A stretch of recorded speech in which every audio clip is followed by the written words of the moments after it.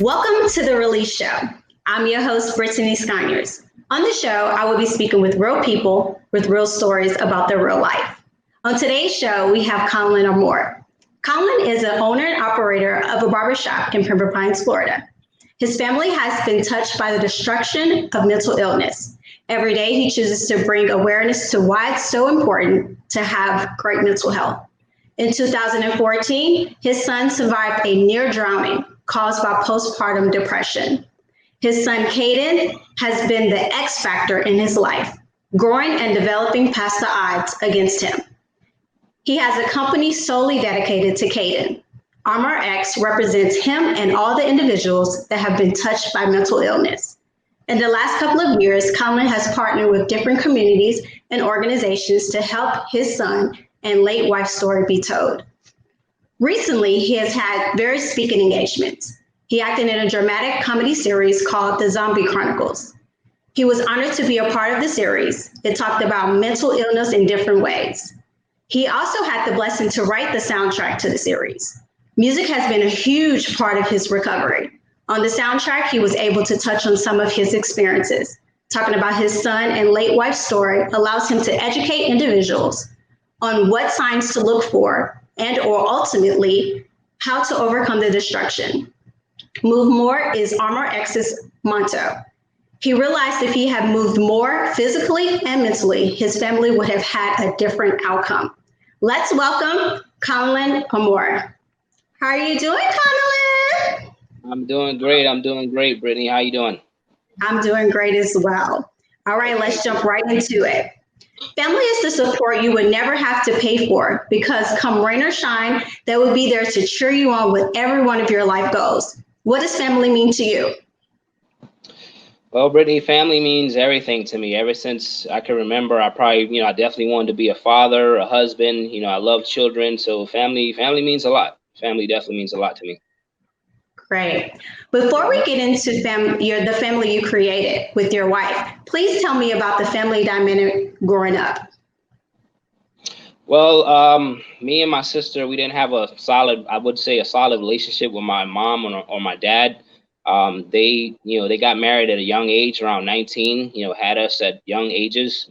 They ended up splitting up and, we kind of bounced around from home to home and, our whole lives literally. And until we pretty much settled down in Florida with my aunt and my grandmother. So the relationship wasn't too solid. We were just, out and about, just in and out of different houses. So it wasn't that solid. Okay. Parents are not perfect, nor are they saints. How would you describe your relationship with your parents? Man, my relationship with my parents, it was kind of rocky. I barely really knew my mom like that. She wasn't really around at all until later on in my, 20s. With my dad, it was kind of rocky also, so it wasn't the best relationship with either one of them. But, as time, as I got older, late in my late 20s, the relationship became a little bit stronger with both of them. But at a young age, it wasn't that good, though. So now, currently, you guys are building a stronger relationship. Yes, definitely. Yes. It's getting a lot better. Mm-hmm. Great. So please share some of your childhood experiences that shaped you into the person you are today. Wow. I think we all had a lot of experiences as children that shaped us. The main thing that pops in my head immediately is I had a car accident at one point in time, and I was literally driving my car on the turnpike. I was headed to work. I was working at Fort Lauderdale Airport at the time, and I was driving my car on the turnpike. So I ended up getting a flat tire on the back passenger side of my car. So, I get the flat tire, I'm driving, I'm trying to pull over to the side of the road. And then I get a flat tire on the front driver's side simultaneously. So now my car is like, just wobbling like, and then I did a 360 into the wall, no seatbelt on, nothing. So, I guess, all the cars stopped on the highway. I got out the car was totaled. People were asking me if I was all right. And, I just felt like, I was protected and I was blessed, at an early age with that accident. So that was one thing that I remembered off the top of my head that I'd say played a big role. Wow, I remember being in an accident myself. Hmm. My mom was in the hospital and I was going to see her in the hospital. And as I got on I-40 to go see her, this tractor trailer hit my car and I spun out of control. And I mean, totally thankful to be alive. So I can definitely identify with you on how that accident shaped you to who you are today, because it definitely shaped me into who I Yeah. am today, you know? So I Look at definitely that difference. understand that. We're thankful, we're here. Thank God.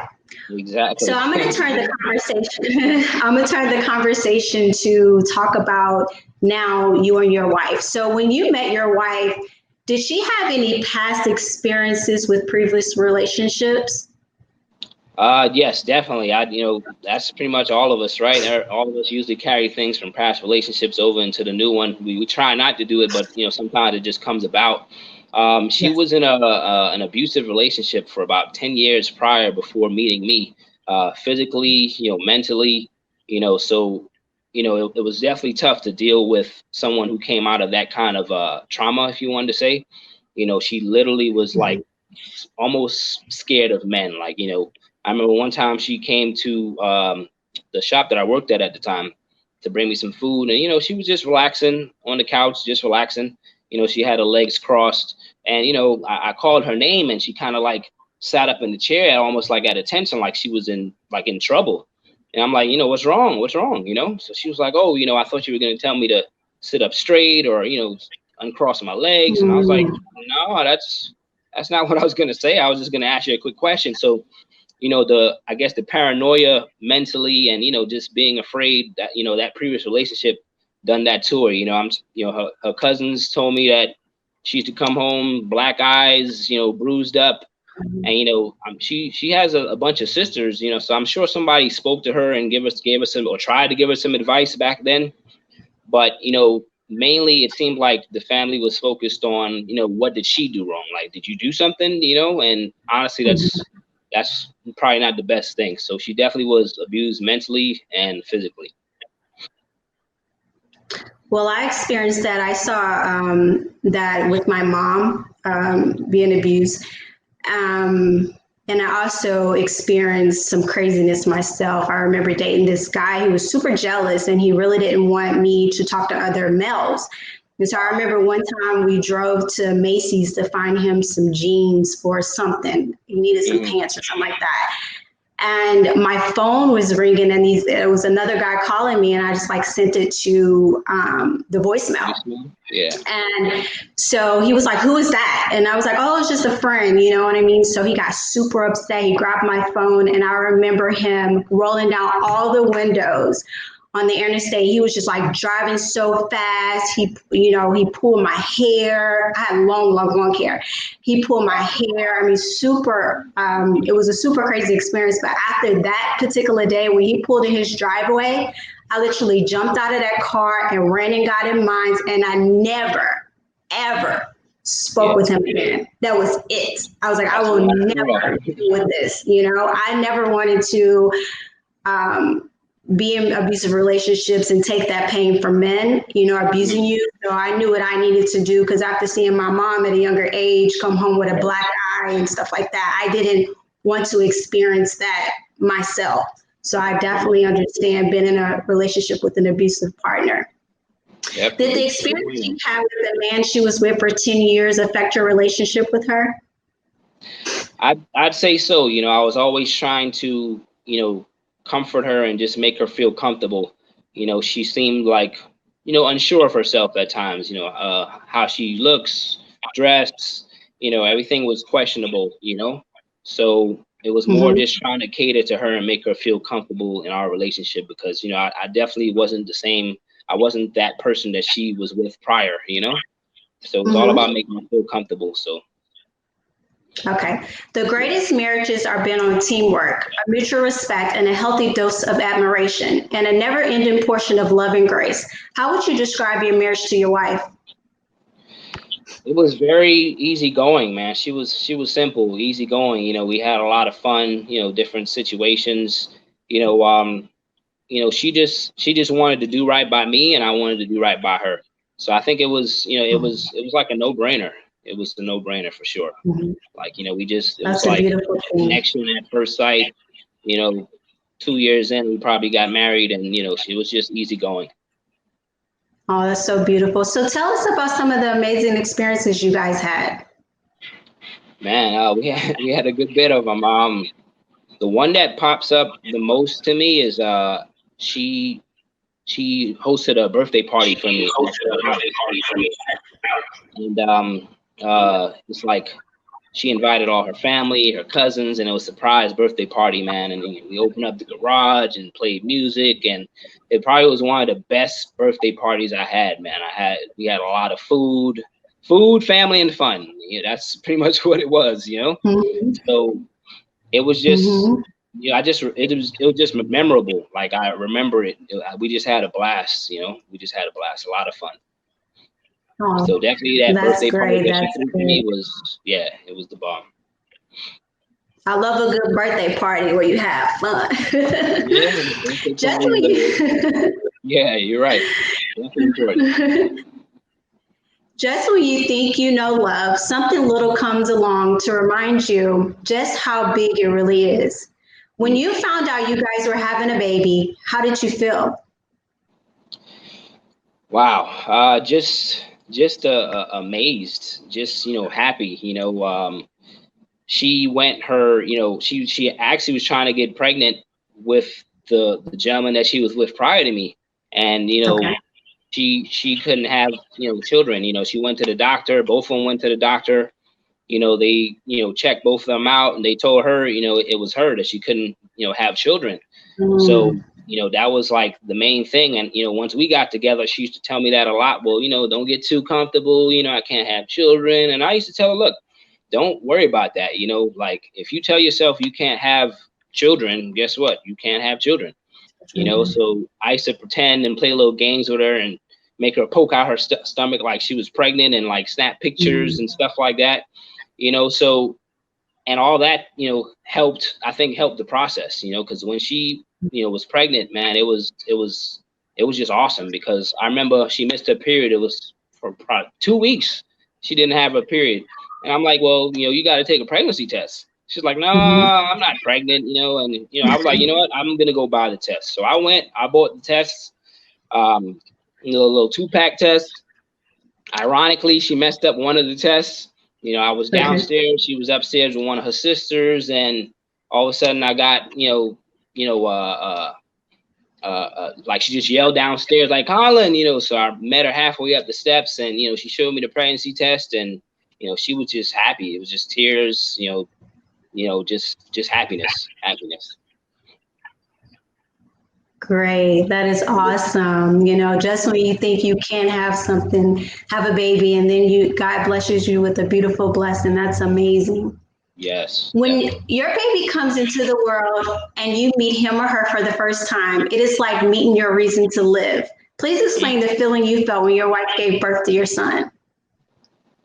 Well, like I said earlier, I always wanted to be a father, and family is important, man. So I was just happy. A lot of my friends used to, make jokes and say like, "Oh, if you have a girl first, you didn't do your job in the bedroom and all this other stuff." So I was happy to have a boy first of all, because men, we want someone to carry on the last name. Even though they say the boys are for the mom and the girls are for the dad, but it was just a great feeling, man. I was just happy, just to see a life that you created, just there, happy and healthy.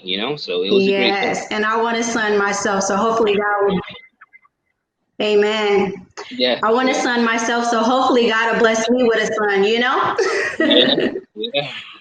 It's all in the mind first. So, Mhm. hmm Right, right. A father is a son's first hero. Describe your relationship with Cayden. me and Cayden, we have a great relationship. Unfortunately, like, I didn't really get a chance to experience him, to the fullest, because things happen with him so young, at a young age. So 3 months old, things took a wild turn. But every time he sees me now, it's just nothing but smiles. He knows my voice. Everything is wonderful. It's not the experience that I wanted. But he still knows who I am. He loves me, and I love him. So we're good. That's so beautiful. Parenthood often brings up issues we weren't previously aware of. Many moms even struggle with grief and may feel bad for missing aspects of what life used to look like when things were much simpler. Did you notice any signs from your wife after the birth of Cayden? Yes, definitely. Like, it seems like she was just over examining him. I would say, like, just looking at him, asking me questions. Do you think he looks healthy? Is his head shaped okay? Like, she would just ask me a bunch of strange questions, and she just acted a little bit different, So I definitely say it was definitely some signs of something, Going on. Okay. Yeah. Postpartum depression may be mistaken for baby blues at first, but the signs and symptoms are more intense and last longer and may eventually interfere with your ability to care for your baby and handle other daily tasks. Did your wife experience postpartum after she gave birth to Cayden? Yes, definitely for sure. Us being new parents, I didn't know anything about, postpartum or baby blues or anything like that. So I definitely feel like it's something that they need to, I don't know, give a class about, in the hospital, especially if they find out that you're first time parents. So yes, it's definitely something that needs to be spoken about, need to be talked about. So for sure. I definitely agree with that 100% because I didn't know too much about it myself. And I think they need to educate people, moms and the partners or husbands of the father of the kids about postpartum and even the family, because maybe family members like your parents or something could notice signs as well. So I definitely think there needs to be more educational postpartum. Yes, yes. Mental strength is not the ability to stay out of the darkness. It's the ability to sit present in the darkness, knowing that the light will shine again. Did your wife have any history of mental illness in her family? Not that I knew of at the time. I'd say, I'd say no. She loved kids. She, everything was, besides her just being unsure of herself and stuff like that. I'd say no. Like she didn't show any signs of that at all. Okay. Okay. Did you ever feel like your wife needed therapy? Uh definitely. After certain things happen, I'd say yes. She definitely needed it. But maybe beforehand, I'd say no. I felt like I was the person to give her that therapy to an extent, just be there for her, make her feel comfortable, so on and so forth. So I don't know. That's how I look at it. I'd say no. She didn't really need therapy, but Right. So in the beginning, I talked about your son almost drowning. So where were you when you received the phone call about your son almost drowning near a lake by your home? I was actually at work. I got a phone call from, a random number, saying, hey man, I think I'm out here with your wife and your son, and he's out here on the concrete. They're giving him CPR. It's not looking too good. I think you need to come out here right now. So I was at work, and it was not the kind of phone call you want to get at all. So I was at work, and it was pretty horrifying. I can't even imagine that. Yeah. When you received the call about Cayden, what was going on in your mind? Just uncertainty. Like, is he okay? Is she okay? What's gonna happen now? Just uncertainty. What's going on? Like, it's just the main word I could say is uncertainty and fear. Uncertainty, fear, a lot of stuff. Of course. Mm-hmm. Yes. As a parent, I would feel the same way. Yes. Mm-hmm. After Cayden was rushed to John. Exactly. After Cayden was rushed to John DiMaggio's hospital, were you able to see him, and how long was he in the hospital? I wasn't able to see him right away. They pretty much told me, to stay put and I'll get a phone call, whatever the case is. So it could have been 5 hours from the time the initial incident happened until I was able to go see him. So it was a good bit of time. And, I just remember walking into the hospital once they finally, called me, and, walking down the hallway. And by the time I entered the room, he was hooked up to like a big, huge machine, and it was just giving him breaths. Like his chest was just moving rapidly. And, I never cried so hard in my life. Wow. People down the hall were hearing me, and it it's not a good feeling. Definitely Not at all. Not at all. That is your kid, and just to see a kid go through that is heartbreaking, and the fact that you weren't there to be able to rescue him or to help him in any way, I know that was definitely very sad for you. What happened during the process of the investigation for Cayden? Well, man, how can I even say it? Like, they tried to blame, her mom and I, saying, we could have done things differently. And, they tried to charge me and her mom with child neglect. And they just tried to form a case against me and her mom. And, just that alone was, hurtful. You feel some type of way. Just a lot of things, trying to find, just, I don't know, peace. And they were just asking a lot of questions. So a lot of things were going on. It was just so much things going on. It was like, it's hard to even pinpoint, but it was a lot of things going on. Okay, so did she ended up going to jail for this? Yeah, they actually took her to jail, and that's, someone, that, is probably struggling from something going on mentally, to see them, put in handcuffs and taken to jail. It's not a good thing. But, they diagnosed her with postpartum depression / psychosis. I didn't know it was different levels to, the postpartum or baby blues or whatever you want to call it. But there's different levels to it. So they put her in jail for, a period of time, and then had doctors come see her in jail to diagnose her. So yeah, she did go to jail, unfortunately. Okay, so after your wife tried to drown your son in the lake near your home, she was sent to jail. So how long did she serve time in jail? She probably was in jail for about maybe 3 weeks to a month. It could have been 3 weeks. I don't remember for sure, but I'm going to say about 3 weeks. When she was released from jail, did she come to live with you or another family member? Well, they, as the husband, they pretty much spoke to me, and they said, look, do you want her to go in a home, or do you want her to come home and be home with family? So, that was a tough decision in itself also. So, my family was like, look, let them put her in a home. And then her family was saying, look, let her come home with us and be with family. It would be better for her. So it was a tough decision for me. So she actually went home to be with, her family. So that's what she did. That's what I decided. So what was that experience like?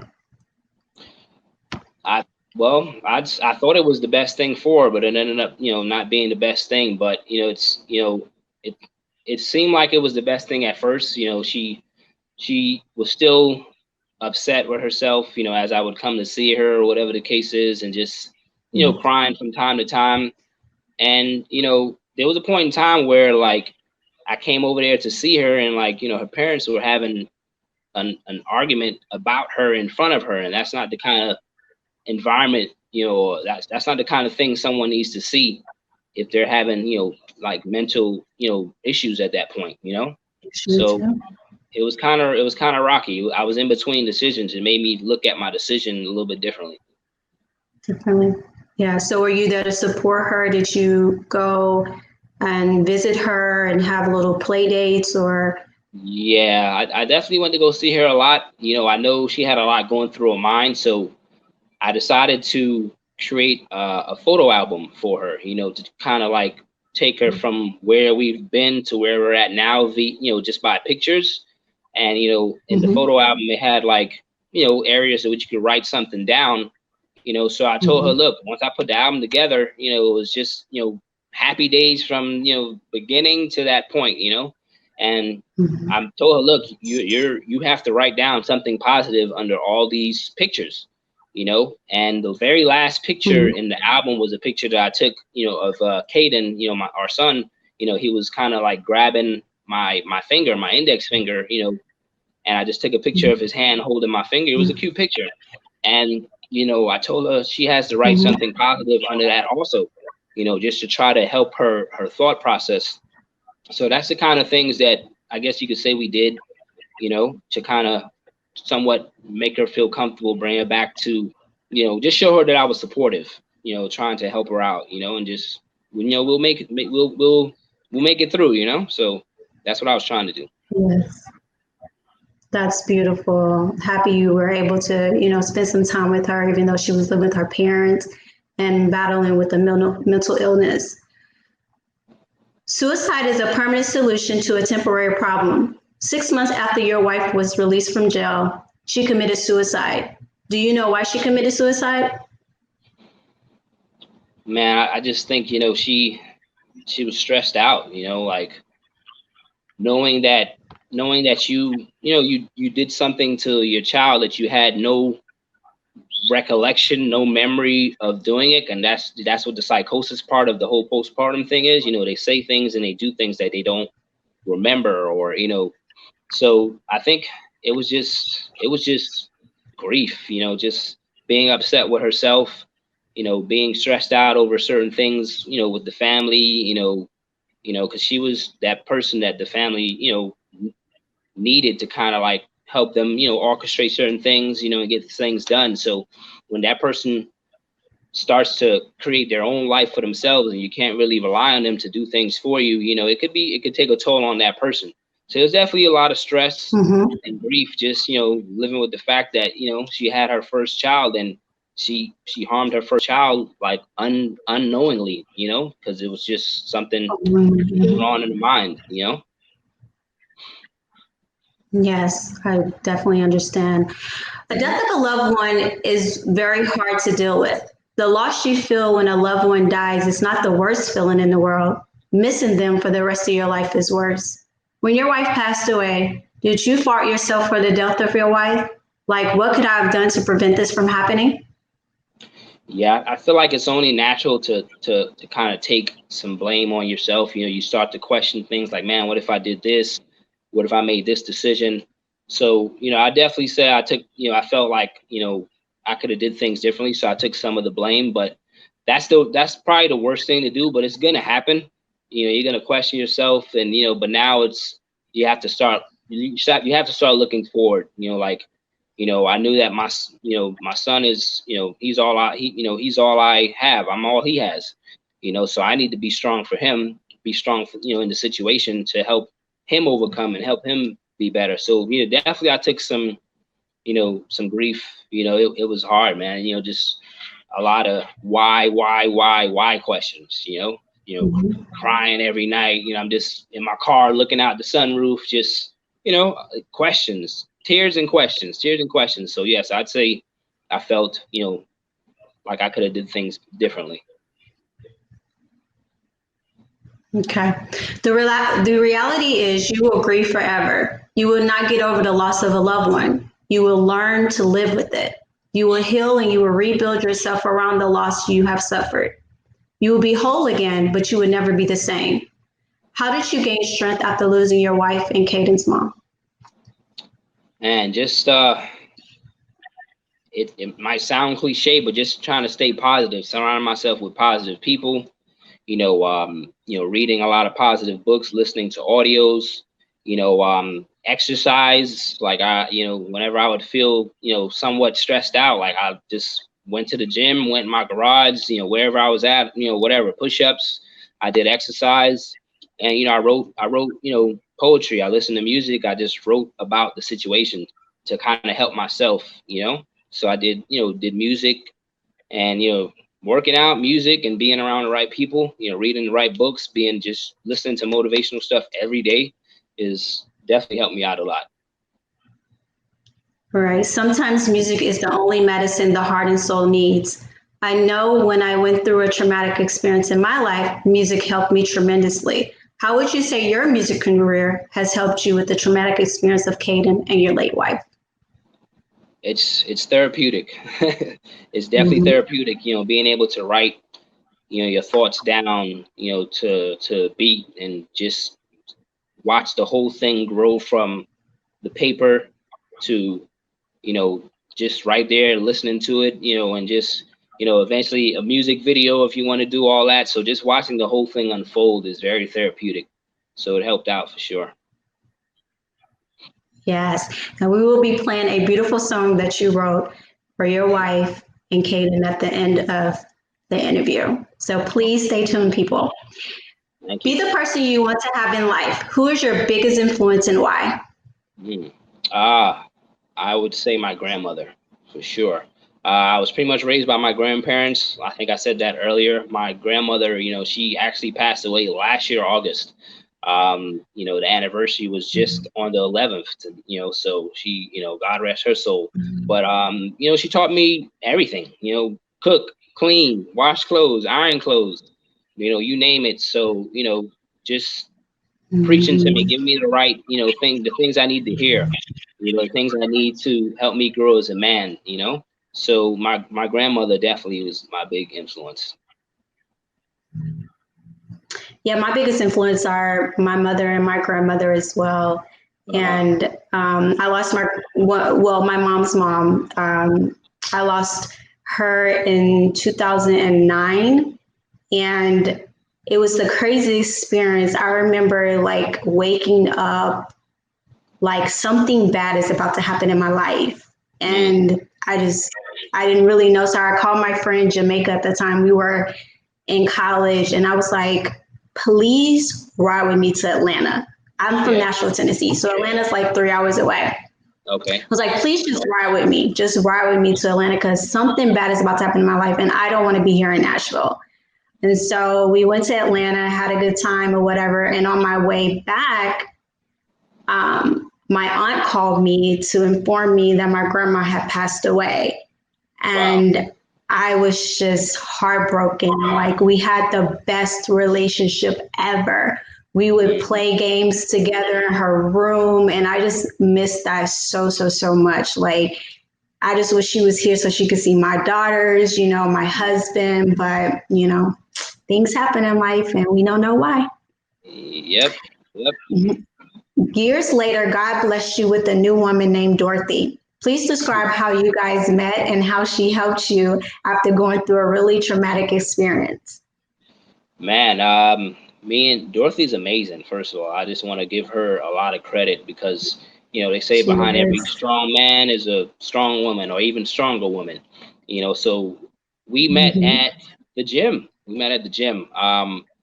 We just built a relationship. It was just like friendly. Working out at the gym. We literally sat. We were doing business together. She was helping me grow my brand, my Instagram. So it was like just business at first, and so she was there and just helped me out with the business stuff, but then like eventually it turned into a relationship, and I'm a lot of stuff that I have going on in my life now is because of her Mhm. support and her just being there. And you know Wow. if I have an idea, I'm like, damn, babe, I feel like, I want to do this. Okay, okay, that sounds good. And later on today, I'm just thinking about stuff, and I come home later on today. Well, look, I did some research, and it's already kind of mapped out. Like, look, if you want to do it, let's do it. So, that's the kind of attitude that she has, and she loves my son just as much as I love him. He loves her a lot too, and she's just very supportive. You couldn't ask for anything better. She is. She is a sweetheart. And she cuts my hair, by the way, guys. She's the one that keeps my hair beautiful. Great job, great All job. right. I know you and your girlfriend Dorothy created a clothing line to support Cayden's journey. Please let everyone know where they can support your clothing line. All the proceeds go to Cayden's development and medical care.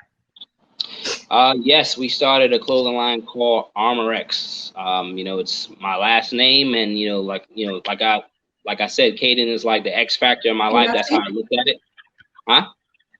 Oh, you have on a shirt. Okay, nice, nice. Yes. Oh, mental health matters. There you go. It looks nice. It looks nice. So ArmourX Thank Apparel, you. ArmourXapparel.com. That's our site, and I'm sure we'll probably. I don't know how this thing works. We'll pin it, or we'll get it to you as much as you want. All the proceeds go to helping Cayden. Man, we did a lot of great work with that brand. So ArmourXapparel.com. That's what it is. Yay! Please support. Yes.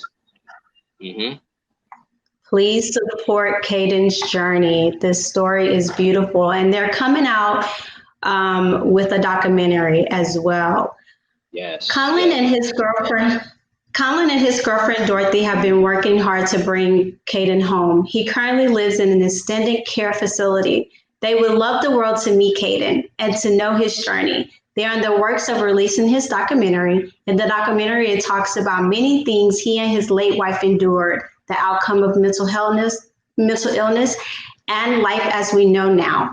It will be out in December of 2020. Please follow Colin to give full details on the documentary. Please let everyone know how they can reach you on social media. My Instagram page is Mr. Armour _. So it's Mr. ARMOUR _. That's definitely one of the ways you could reach me. My Facebook is my first name and my last name, Conlan, CONLAN, Armour, ARMOUR. You can look me up on Facebook that way also. Great. So if you or someone you know is struggling, trained counselors are ready to listen and help. Please contact the National Suicide Prevention Lifeline at 1-800-273-TALK or text CONNECT to 747-747. Now let's listen to the soundtrack before the end of the show. Are you guys ready? It's called Pray. Let's listen. It's downloading right now. I thought it would be up. Fine. Give us a minute, guys. It's coming. It's a beautiful song that you want to hear, so please stay to listen. One more minute. These networks these days, man, they want us to be on the 5G. I know, right? I know. I know. It's coming, guys. It's coming. All right, here we go. This beat's talking to me right now. Saying something. I don't know. I lost a lot of people close to me. Honestly, all of them meant the most to me. I shed tears on my bed for weeks. 2 weeks passed, I ain't even changed the sheets. When I lost my first friend, first funeral, I didn't know what that could do to you. You can't think straight, can't move like usual. Like you took mushrooms and you're smoking too. Then you think about the times that you missed. Everyone in your life leaves a gift. Right now I'm thinking about my man named Bricks. Show me how to flow so I could bang these hits. Bang shit. And then it was his time. When I lost grandma, it was my 5th time. Witnessing the stillnessness of a cold body in the castle. I just pray. Pray for a better day. Pray some of this pain might go away. Pray I can see his face just another day. Pray I can see chains in another way. Pray for our sons. Pray for our daughters. People will see no longer. I pray that we all get stronger. It's a different day and a different time. So much drama in my life, I got a different mind. Killing me softly, certain decisions haunt me. And they still don't know how much that shit cost me. Lost of life, sleepless nights, Jesus Christ. It had me looking out the window. Wondering if I should let go. Let's go a little bit deeper. I almost lost my son, firstborn. My wife was more than hurt. She was torn, hurt. But it was a different weapon. They call it postpartum depression, psychosis. My prognosis, stay focused. You wrote this in your book of life. Just know everything's gonna be alright if you just pray. Pray for a better day. Pray some of this pain might go away. Pray I can see a face just another day. Pray I can see change in another way. Pray for our sons. Pray for our daughters. People will see no longer. I pray that we all get stronger. What a beautiful song. Just pray. That was so beautiful. Thank you for sharing that with us. Thank you. And thank you so much, guys, for tuning in to the Release Show. I'll see you next week. Be blessed.